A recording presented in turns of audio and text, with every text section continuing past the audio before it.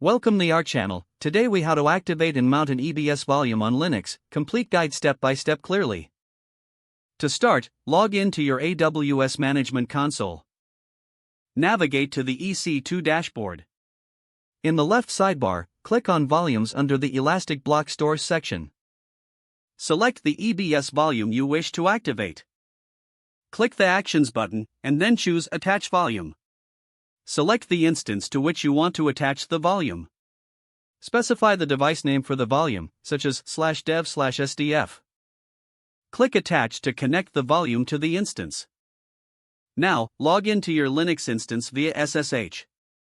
Use the command lsblk to list all blocked devices. Check the output to confirm that the new volume is listed. If the volume is not formatted, you will need to create a file system.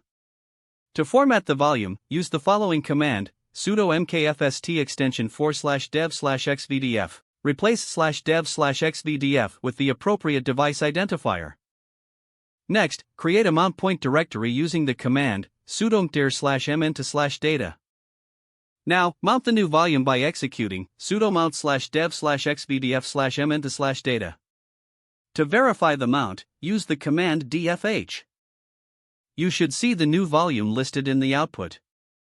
To ensure the volume mounts automatically on reboot, edit the stab file. Open the stab file with a text editor, sudo nano/etc/stab. Add the following line at the end, /dev/xvdf/mn/data extension 4 defaults, no fail 02.